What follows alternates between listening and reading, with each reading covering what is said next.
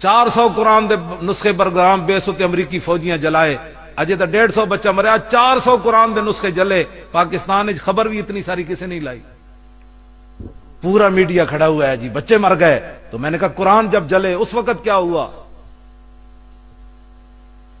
کوئی بات نہیں کرنی حضور کی عزت پر، قوم کو بھی ڈرا کے رکھنا ہے، حضور کی عزت پر بات کرو، پھر سب کی عزتیں بچ جائیں گی۔ ہاں جی، پھر عزتیں پھر بچیں گی سب کی، باقی کسی کی کوئی عزت نہیں بچنی۔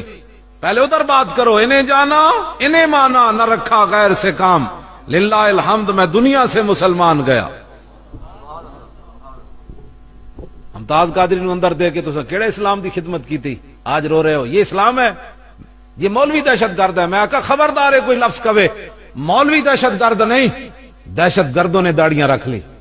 ہاں یہ خیال، دو فرق کرو، ہم اتنے لاوارث نہیں ہیں کہ ہمیں کوئی دہشت گرد کہہ کے نکل جائے۔ جنہوں نے دہشت گردی کی ان کو پکڑو، ان کو پھر تلاش کرو۔ دہشت گردوں نے داڑیاں رکھی، تاریخ اسلام میں آج تک کوئی مولوی دہشت گرد پیدا نہیں ہوا۔ جو اٹھتا ہے کوئی داڑھی کے خلاف باتیں کرتا ہے، کوئی مولویوں کے خلاف باتیں کرتا ہے، پکڑو جنہوں نے کی ہیں۔ لیکن کسی کو حق ہم یہ نہیں دے سکتے کہ اس بہانے وہ کہے جی پاکستان کا نام بدل دو، عوامی جمہوریہ رکھ دو۔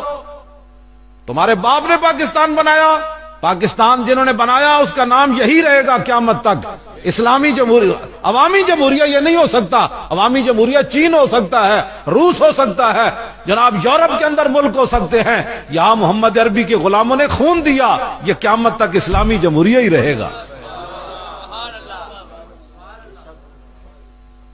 باتیں کرتے ہیں تو ساتھ اسلام نے دیتا کہ ساڑھے فقیرہ نے پاکستان بنایا۔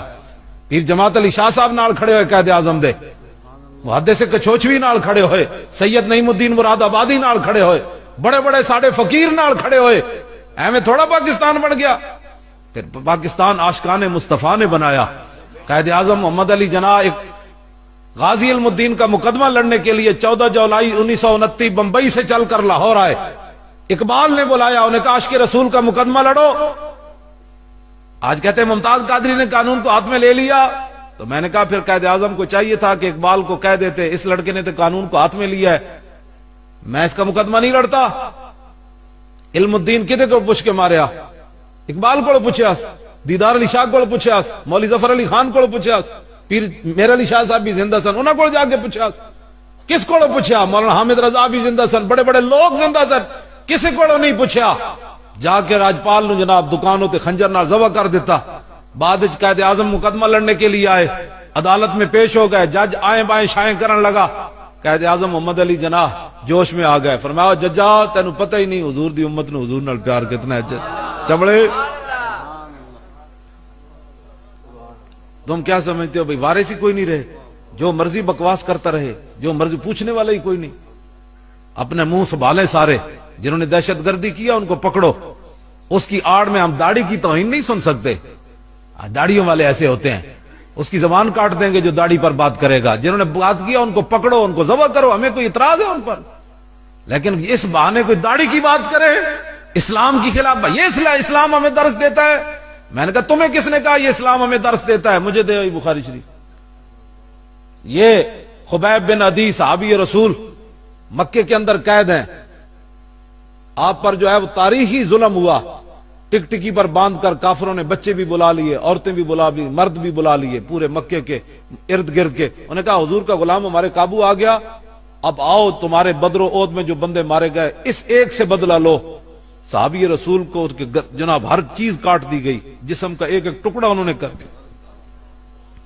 پھانسی دینے سے پہلے آپ جب قید تھے، بخاری شریف میں موجود ہے، آپ کے ہاتھ میں استرا ہے، ایک بچہ کھیلتے کھیلتے جا کر آپ کی گود میں جا کر بیٹھ گیا۔ اب وہ تو قید تھے، مشرکین نے ان کو پھانسی لگانی تھی۔ اب جب انہوں نے دیکھا کہ بچہ گود پر بیٹھا ہے، ہاتھ میں استرا ہے، وہ سارے چیخ اٹھے، انہوں نے کہا کہ یہ تو اب بچے کو یا ذبح کر دے گا، اپنی جان چھڑا لے گا، یا بچے کو مار دے گا، بھئی میں نے تو مرنا ہے۔ بچہ گود میں بیٹھا ہے، ہاتھ میں استرا ہے۔ جب لوگوں نے چیخیں مارنی شروع کر دی، خبیب بن عدی نے فرمایا تمہیں کیا ہو گیا؟ نے کہا جی ہم تو اپنے بچے سے ڈر رہے ہیں کہ آپ اس کو کہیں قتل نہ کر دیں، ہم نے تو آپ کو پھانسی لگانی۔ آپ نے فرمایا پاگل ہو، ہمارے آقا و مولا نے ہمیں ایسی تعلیم نہیں دی، کیا کر رہے ہو تم؟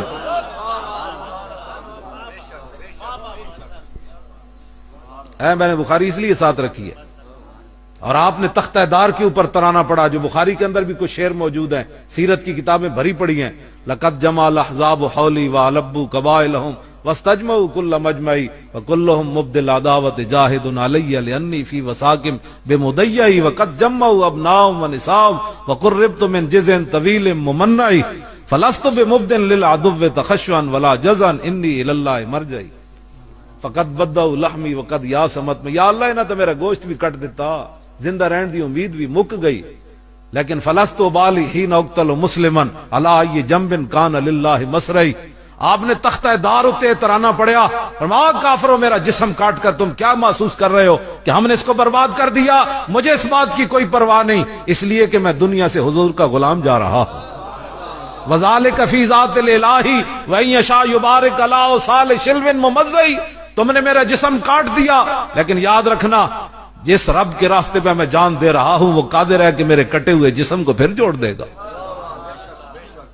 آپ نے تختہ دار کے اوپر یہ ترانہ پڑھا اور گود میں بیٹھے ہوئے بچے کو ان کے سپرد کر دیا. فرمایا نہیں نہیں، ہمیں تو یہ تعلیم ہی نہیں دے گئی.